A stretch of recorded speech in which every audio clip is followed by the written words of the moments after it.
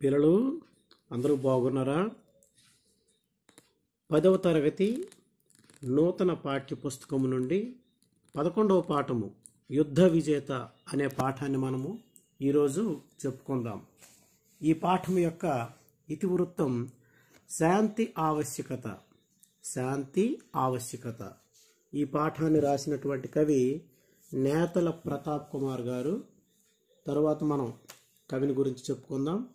పాఠాన్ని చెప్పుకోబోయే ముందు చదవండి, ఆలోచించి చెప్పండి అనే వచన కవితను మనము ముందుగా చదివి దాని క్రింద ఉన్నటువంటి ప్రశ్నలకు సమాధానాలు తెలుసుకుందాం. ఈ యొక్క కవితను శ్రీ రెంటాల గోపాలకృష్ణ గారు రాశారు. ఈ యొక్క కవితను ఒకసారి మనం చదివి విందాం. తల్లి చల్లని శాంతి దారుని పండించవమ్మా, తల్లి వెన్నెల కాంతి దారుని నిండించవమ్మా. పసిపాపలు నీ బిడ్డలు పాల కడలి తరంగాలు, పసిపాపలు నీ బిడ్డలు పాల కడలి తరంగాలు. పసి హృదయం శశివదనం విషతుల్యం చేయకమ్మా, పసి హృదయం శశివదనం విషతుల్యం చేయకమ్మా. తల్లి చల్లని శాంతి దారుని పండించవమ్మా, తల్లి వెన్నెల కాంతి దారుని నిండించవమ్మా. మానవతా మందిరాన మంటలు రగిలించకమ్మా, మానవతా మందిరాన మంటలు రగిలించకమ్మా. పొడిమి తల్లి పురిటి ఇల్లు బూడిదగా మార్చకమ్మా, పొడిమి తల్లి పురిటి ఇల్లు బూడిదగా మార్చకమ్మా. తల్లి చల్లని శాంతి దారుని పండించవమ్మా, తల్లి వెన్నెల కాంతి దారుని నిండించవమ్మా. ఆశా కుసుమముల మాల అనురాగపు టుయ్యాల, ఆశా కుసుమముల మాల అనురాగపు టుయ్యాల. అవని గర్భము లోపల అగ్నిధార నింపకమ్మ, అవని గర్భము లోపల అగ్నిధార నింపకమ్మ. తల్లి చల్లని శాంతి దారుని పండించవమ్మ, తల్లి వెన్నెల కాంతి దారుని నిండించవమ్మ. ఈ సుందర లోకంలో వసంతం కురిపించుము, ఈ సుందర లోకంలో వసంతం కురిపించుము. ఈ చంద్రుని హాసంలో హేమంతం ఒలికించుము, ఈ చంద్రుని హాసంలో హేమంతం ఒలికించుము.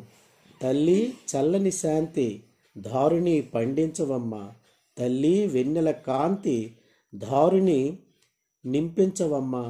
తల్లి చల్లని శాంతి దారుని పండించవమ్మ, తల్లి వెన్నెల కాంతి దారుని నింపించవమ్మ. ఇది ఈ యొక్క వచన కవిత. ఈ వచన కవిత క్రింద మనకు ఒక 3 ప్రశ్నలకు ఇవ్వడం జరిగింది. ఈ యొక్క 3 ప్రశ్నలకు జవాబులు మనం ఇప్పుడు తెలుసుకుందాం. పిల్లలు, ఈ వచన కవిత మీరు ఇప్పుడు విన్నారు కదా. క్రింద ఉన్నటువంటి ప్రశ్నలకు మనం ఇప్పుడు సమాధానాలు తెలుసుకుందాం. 1వ ప్రశ్న, పై కవితలో కవి ఎవరిని ప్రార్థించాడు? జవాబు, కవి శాంతిని ప్రార్థిస్తున్నాడు. శాంతిని తల్లిగా చల్లని వెన్నెలగా భావిస్తున్నాడు. మనకు శాంతి అంటే అర్థము ప్రశాంతము, శమము, సౌఖ్యము, కామ క్రోధాది రాహిత్యము అని అర్థంలో కూడా మనం చెప్పుకోవచ్చును. 2వ ప్రశ్న, కవి పసిపాపల గురించి ఏం చెప్పాడు? జవాబు, పసిపాపలకు శాంతి తల్లి వంటిది, వాళ్ళు పాల సముద్రములోని అలల వంటి వారు, వారి హృదయం చంద్రుని మోము లాంటిదని కవి చెప్పాడు. 3వ ప్రశ్న, కవి ఈ లోకంలో ఎలా ఉండాలని కోరుతున్నాడు? జవాబు, ఈ లోకంలో వసంతం కురవాలి, పచ్చగా ఉండాలి, హేమంత ఋతువు కాలం నాటి చంద్రుని చల్లని వెన్నెల వెళ్ళి విరియాలని కవి కోరుతున్నాడు. ఇదమ్మా ఈ ప్రశ్నలకు జవాబులు. అయితే ఇప్పుడు యుద్ధ విజేత పాఠం యొక్క ఉద్దేశాన్ని మనం ఇప్పుడు తెలుసుకుందాం. ఉద్దేశం, ప్రపంచానికి శాంతి అహింసలని ప్రబోధించిన దేశం మనది. యుద్ధం ఎక్కడ ఎప్పుడు జరిగినా మానవాళికి తీరని నష్టం వాటిల్లుతుంది. యుద్ధం వలన కలిగే అనార్థాలను, శాంతి ఆవశ్యకతను గురించి విద్యార్థులకు తెలియజేయడమే ఈ పాఠం ఉద్దేశం. యుద్ధాల వలన కలిగే అనార్థాలను, శాంతి ఆవశ్యకతను గురించి తెలియజేయడమే ఈ పాఠం యొక్క ముఖ్య ఉద్దేశం. అయితే యుద్ధాలు ఇప్పటికీ కూడా జరుగుతూ ఉన్నాయి. ఉక్రెయిన్, రష్యా అనే దేశాల మధ్య, ఇజ్రాయెల్, పాలస్తీనా దేశాల మధ్య, ప్రస్తుతం ఆఫ్ఘనిస్తాన్, పాకిస్తాన్కి మధ్య యుద్ధాలు జరుగుతూ ఉన్నాయి. పూర్వకాలంలో యుద్ధాలు పశువుల కోసం జరిగేవి. కొంతకాలం తర్వాత స్త్రీల కోసం యుద్ధాలు జరిగేవి. వీటన్నిటికంటే రాజ్య విస్తరణ కొరకు యుద్ధాలు జరుగుతూ ఉండేవి. ఒక దేశం మరొక దేశం మీద ఆధిపత్యం, అధికారం సాధించడానికి యుద్ధాలు చేస్తుంటారు. మనం మహాభారతం కనుక చూసినట్లయితే అన్నదమ్ముల మధ్య రాజ్యంలో భాగం కోసం ఈ యొక్క యుద్ధం జరిగింది. పాండవులకు కౌరవులకు మధ్య కురుక్షేత్ర సంగ్రామం జరిగింది. ఈ యుద్ధంలో దాయాదులైన కౌరవులకు పాండవులకు మధ్య హస్తినాపుర సింహాసనం కోసం జరగడం అనేది జరిగింది. మనం ఇదివరకు చాలాసార్లు కూడా చెప్పుకున్నాం. అలాగే మొదటి ప్రపంచ యుద్ధం, రెండవ ప్రపంచ యుద్ధాలు కూడా జరిగాయి. ఈ యొక్క మొదటి ప్రపంచ యుద్ధం అనేది జూలై 28, 1914 నుండి ప్రారంభమై నవంబర్ 11, 1918 ముగిసింది. సైనిక పొత్తులు, జాతీయవాదం, సామ్రాజ్యవాదం ఈ యుద్ధానికి కారణాలుగా చెబుతారు. ఈ యుద్ధంలో లక్షలాది మంది ప్రాణాలు కోల్పోయారు. అలాగే 1939లో రెండవ ప్రపంచ యుద్ధం ప్రారంభమైంది. ఇది చైనా, జపాన్ మధ్య ఆధిపత్యం కోసం జరిగింది. ఈ 1939లో జర్మనీ, పోలాండ్లపై జరిపిన దురాక్రమణ కారణంగా ఈ యుద్ధం సంభవించి 1945 వరకు సాగింది. ఈ యుద్ధంలో కూడా లక్షలాది మంది మరణించారు.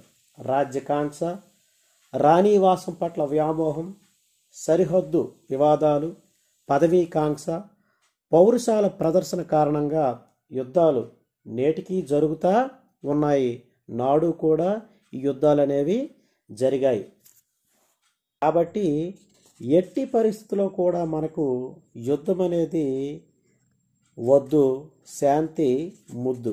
మన భారతదేశానికి, పాకిస్తాన్ కూడా కార్గిల్ యుద్ధం అనేది జరిగింది.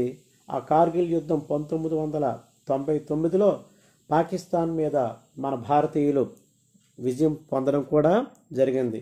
అప్పట్లో చాలామంది వీర జవాన్లు చనిపోవడం కూడా జరిగింది. కాబట్టి ఎట్టి పరిస్థితుల్లో కూడా యుద్ధం అనేది వద్దు, శాంతి ముద్దు.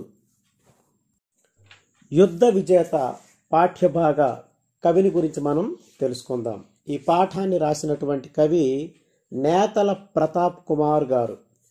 ఈయన తూర్పుగోదావరి జిల్లా నిడదవోలు మండలం విజ్జేశ్వరం గ్రామంలో 13 ఆగస్టు 1965 సంవత్సరంలో శాంతకుమారి, సత్యం అనే దంపతులకు జన్మించారు. ఈ విజ్జేశ్వరం అనే గ్రామం ఒకప్పుడు పశ్చిమ గోదావరి జిల్లాలో ఉండేది. ఈయన రచనలు పాలకంకి, దళిత నానీలు, అన్నం గిన్నె, భీం పాలరాగం, పుట్టినరోజు ఒక్కటే, బౌద్ధ భాషితాలు, బుద్ధిజం శాస్త్రీయత, నా భూమికి నేనే, సమతా వసంత గానం, పిల్లల కోసం అంబేద్కర్ కథ, నాగపూర్ యాత్ర తదితర గ్రంథాలను ఈయన రచించారు. ఈయన రచనలకు గాను పురస్కారాలు కూడా రావడం జరిగినది. అదేమిటంటే విమల శాంతి జాతీయ కవితా పురస్కారం అందుకున్నారు. అలాగే ఈ ప్రస్తుత పాఠ్య భాగమైనటువంటి యుద్ధ విజేత అనే పాఠం సమతా వసంతగానం అనే కవితా సంపుటి నుండి గ్రహించబడినది. ఈయన 8వ తేదీ జూన్ నెల 2021వ సంవత్సరమున పరమపదించారు. ఈ కవి పరిచయం మనకు బ్లూ ప్రింట్ ప్రకారము పద్య భాగంలో ఉన్నటువంటి కవి పరిచయాల్లో మనకు ప్రశ్న అనేది అడగడం జరుగుతుంది. కాబట్టి కవి పరిచయాన్ని మీరు బాగా నేర్చుకోవాలి పిల్లలు. ఇప్పుడు ఈ పాఠము యొక్క ప్రక్రియ చూద్దాం. ఈ యొక్క పాఠము వచన కవిత ప్రక్రియకు సంబంధించినది. ఇప్పుడు వచన కవిత ప్రక్రియను మనం తెలుసుకుందాం.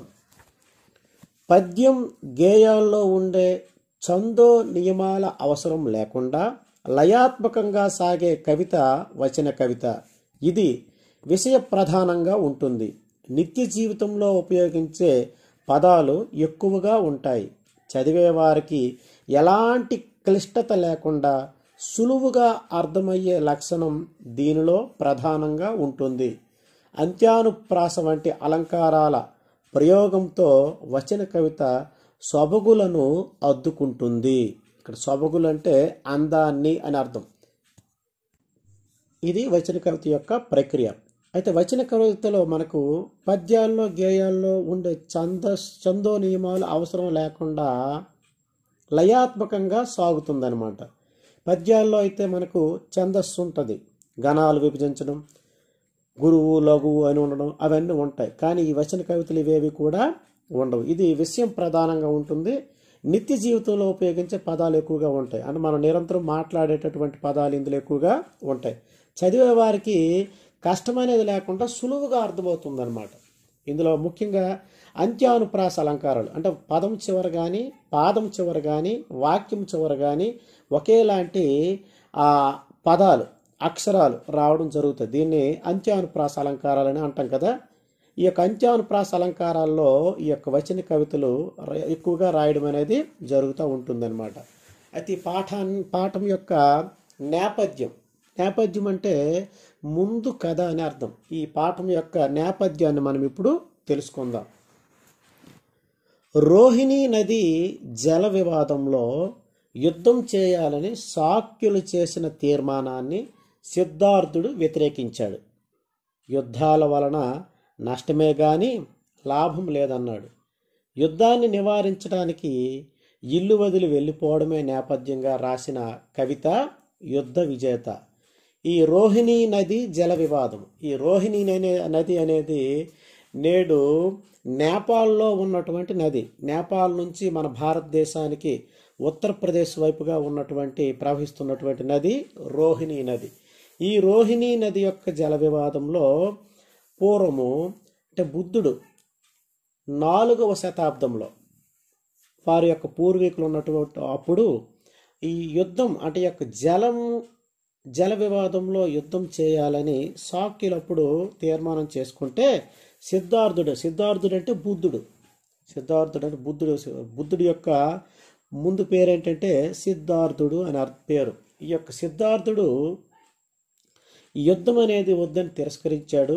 దాన్ని వ్యతిరేకించి యుద్ధాల వలన ఎటువంటి ఉపయోగము కానీ లాభము కానీ ఉండదని తెలియజెప్పి ఈ యొక్క యుద్ధాన్ని నివారించడానికి ఇల్లు వదిలి వెళ్ళిపోయాడనమాట. ఆ యొక్క నేపథ్యంలో రాసినటువంటి కవితే ఈ యొక్క మన యుద్ధ విజేత పాఠం. యుద్ధాల వలన మనకు నష్టాలే ఉంటాయి. యుద్ధాల వలన నష్టాలే ఎలాగంటే ఒకటి చూడండి అమ్మా, యుద్ధం వలన జన నష్టంతో పాటు ఆర్థిక వ్యవస్థలో గందరగోళం ఏర్పడుతుంది.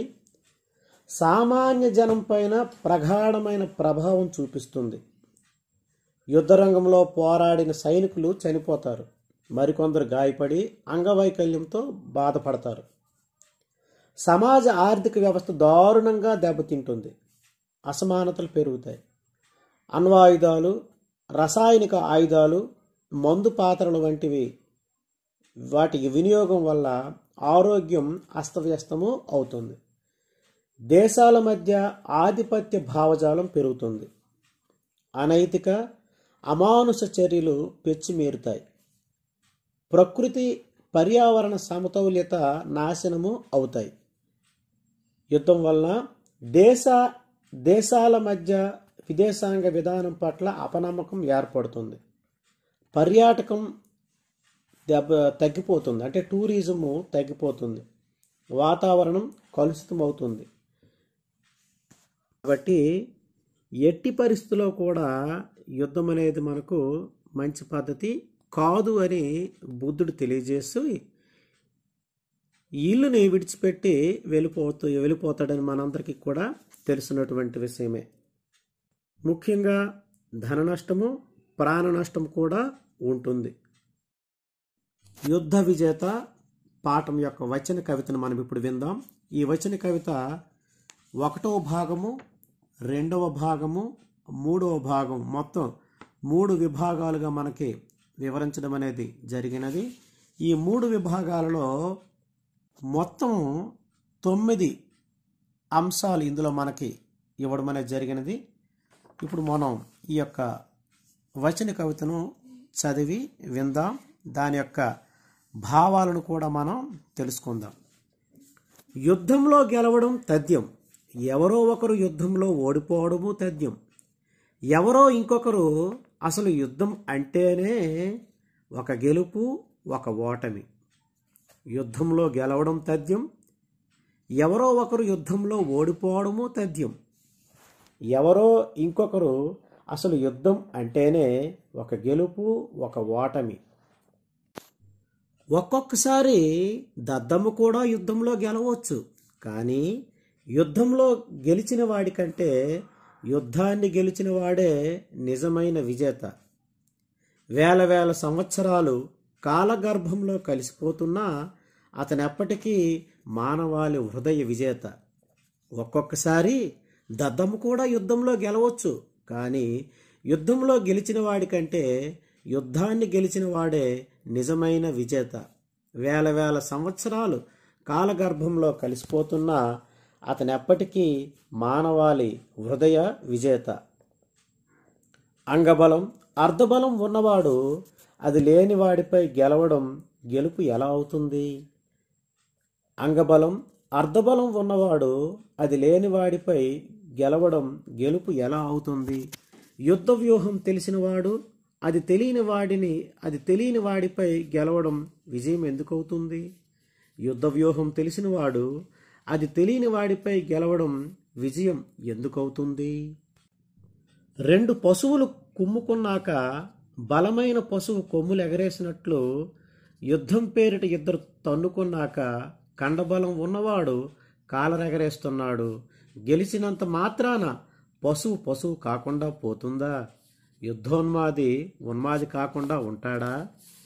2 పశువులు కుమ్ముకున్నాక బలమైన పశువు కొమ్ములు ఎగరేసినట్లు యుద్ధం పేరిట ఇద్దరు తన్నుకున్నాక కండబలం ఉన్నవాడు కాలరెగరేస్తున్నాడు.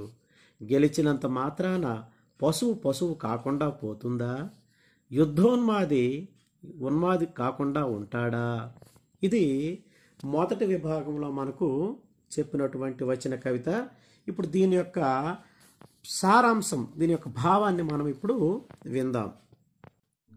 యుద్ధం మొదలుపెట్టాక గెలుపు ఎవరో ఒకరి పక్షాన నిలుస్తుంది.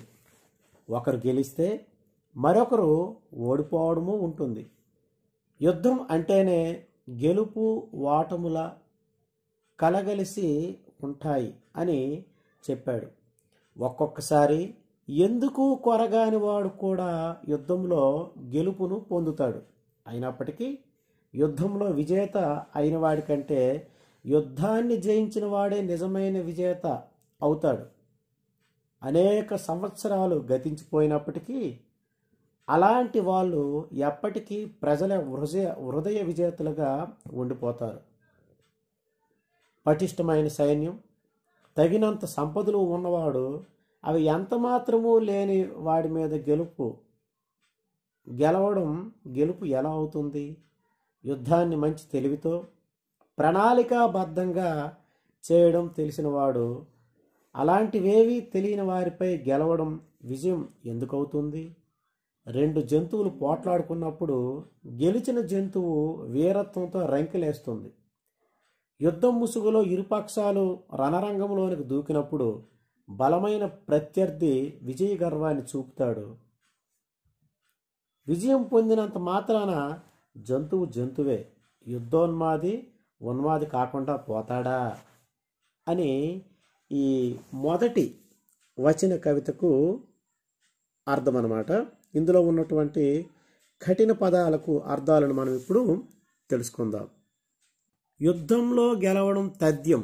తథ్యం అంటే అర్థం తప్పకుండా. తథ్యం అంటే తప్పకుండా. ఒక్కొక్కసారి దద్దమ్మ కూడా యుద్ధంలో గెలవచ్చు. దద్దమ్మ దద్దమ్మ అంటే అర్థం చేతకాని వాడు. మానవాళి అర్థం, మానవాళి అనే పదానికి అర్థం మానవుల సమూహం. అలాగే అంగబలం అర్ధబలం ఉన్నవాడు. ఇక్కడ అంగబలం అంటే అర్థం శారీరక శక్తి, అర్ధబలం అనగా అర్థం ఎక్కువ సంపద. అర్థం అంటే సంపద, అంగబలం అంటే శారీరక శక్తి. వ్యూహం, వ్యూహం యుద్ధ వ్యూహం. వ్యూహం అంటే ప్రణాళిక, ప్రణాళిక అని అర్థం. ఉన్మాది అంటే పిచ్చివాడు. ఉన్మాది అంటే అర్థము పిచ్చివాడు లేదా మానసిక రోగి అని అర్థం. ఈ యుద్ధ విజేత అనే వచన కవితలో రెండవ విభాగం ఇప్పుడు మనం చూద్దాం. మనిషికి మనిషికి మధ్య యుద్ధం ప్రారంభమైన తరువాత సాటి మనిషికి శత్రువని నామకరణం చేయవలసి వచ్చింది. పచ్చని నేలకు నెత్తుటి తిలకం దిద్దవలసి వచ్చింది. మనిషికి మనిషికి మధ్య యుద్ధం ప్రారంభమైన తరువాత సాటి మనిషికి శత్రువని నామకరణం చేయవలసి వచ్చింది. పచ్చని నేలకు నెత్తుటి తిలకం దిద్దవలసి వచ్చింది. రాజ్యం కోసమో, రమణి కోసమో, పదవి కోసమో, పౌరుషం కోసమో యుద్ధం అనే ఉన్మాదానికి నెత్తికెక్కించుకుని మానవాళికి మరణ మృదంగం వినిపించవలసి వచ్చింది. రాజ్యం కోసమో, రమణి కోసమో, పదవి కోసమో, పౌరుషం కోసమో యుద్ధం అనే ఉన్మాదాన్ని నెత్తికెక్కించుకొని మానవాళికి మరణ మృదంగం వినిపించవలసి వచ్చింది. శత్రు రాజ్యమని, శత్రు దేశమని, రాజ్య విస్తరణ అని, జాతి అహంకారమని బాణాలతో అప్పుడు, బాంబులతో ఇప్పుడు చంపుకోవడమే యుద్ధం. మనుషులు నివసించే నేలను మాంసపు ముద్దగా మార్చేయటమే యుద్ధం. అన్నం పుణ్యం ఎరుగని అమాయక పసిపిల్లల మోములపై విసిరే చిరు దరహాసాలను చెరిపేయడమే యుద్ధం. శత్రు రాజ్యమని, శత్రు దేశమని, రాజ్య విస్తరణ అని, జాతి అహంకారమని బాణాలతో అప్పుడు, బాంబులతో ఇప్పుడు చంపుకోవడమే యుద్ధం. మనుషులు నివసించే నేలను మాంసపు ముద్దలుగా మార్చేయటమే యుద్ధం. అన్నం పుణ్యం ఎరుగని అమాయక పసిపిల్లల మోములపై విసిరే చిరు దరహాసాలను చెరిపేయడమే యుద్ధం. ఇందులో ఉన్నటువంటి కఠినమైనటువంటి పదాలకు అర్థాలు చూద్దాం ఇప్పుడు. ఉన్మాది అంటే పిచ్చివాడు లేదా మానసిక రోగి. అలాగే నామకరణం అనే పదానికి అర్థం పేరు పెట్టడం లేదా పేరును నిర్ణయించడం. అలాగే ఇక్కడ చూసారా, రమణి కోసమో, ఇక్కడ రమణి అంటే స్త్రీ, మోము అంటే ముఖము, మోము అంటే ముఖము అని అర్థాలు. ఈ వచన కవిత యొక్క సారాంశాన్ని మనం ఇప్పుడు చూద్దాం. మనిషికి మనిషికి మధ్య యుద్ధం మొదలయ్యాక సాటి మనిషికి శత్రువు అని ముద్ర వేయవలసినటువంటి పరిస్థితి వస్తుంది. అందువల్ల పచ్చగా ఉన్న నేల రక్త పంకిలము అవుతుంది. రాజ్యంపై కాంక్షతోనో, కాంక్ష అంటే కోరిక, రాణీవాసం పట్ల వ్యామోహంతోనో, రాణీవాసం అంటే రాజ్యంలో ఉన్నటువంటి ఆ యొక్క స్త్రీల పట్ల పదవులు అనుభవించాలనో, తన పౌరుషాన్ని ప్రదర్శించాలనో యుద్ధమనే పిచ్చిని బుర్రలో ఎక్కించుకొని మానవ జాతి నాశనానికి కారణం అవ్వాల్సి వచ్చింది. వారంతా యుద్ధం కారణంగా మరణాన్ని త్వరగా చూడవలసి వస్తుంది. సహజ మరణం కాకుండా అర్ధాంతరంగా మధ్యలోనే తనువులు చాలించాల్సినటువంటి పరిస్థితి వస్తుంది.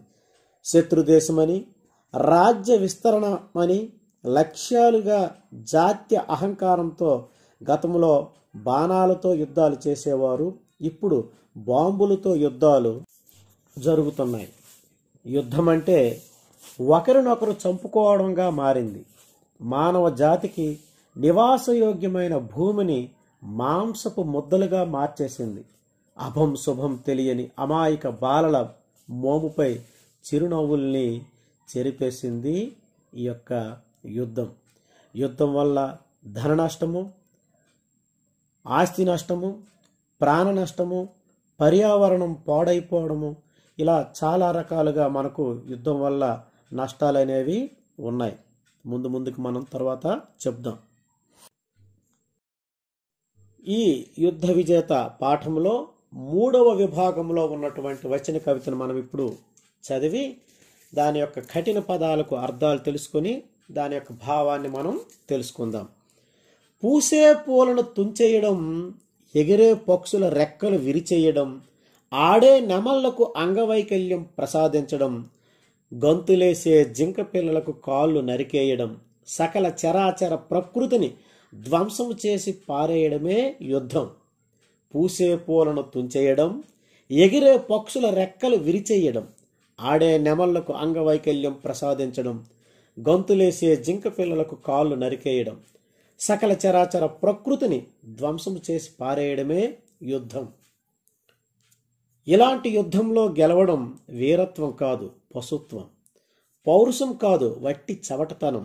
అందుకే యుద్ధం గెలిచి పశ్చాత్తాపం ప్రకటించాడు అశోకుడు.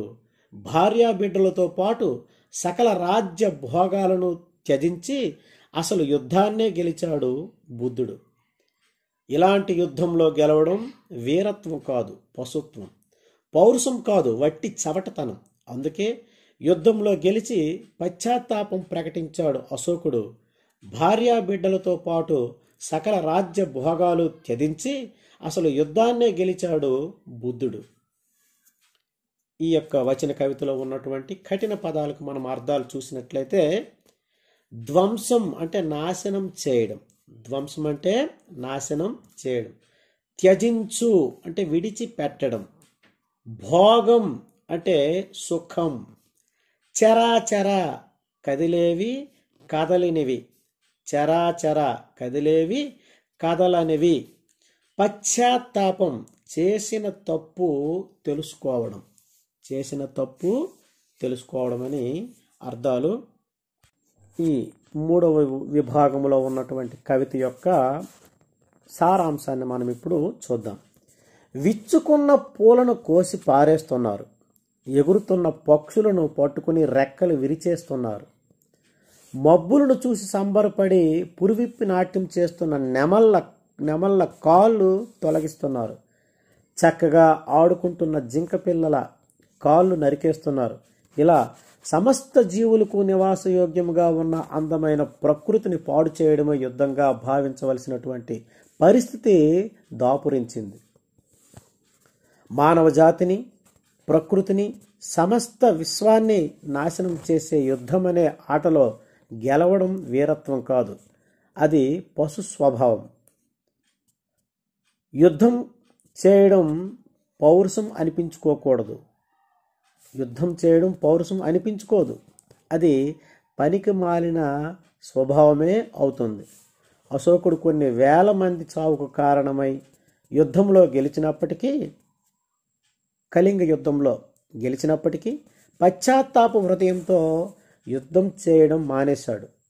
యుద్ధాన్ని తిరస్కరించి సిద్ధార్థుడు అంటే బుద్ధుడు భార్యా బిడ్డలను, రాజ్యాన్ని త్యాగం చేసి ప్రజల హృదయాలను గెలిచి నిజమైన విజేతగా నిలిచాడు.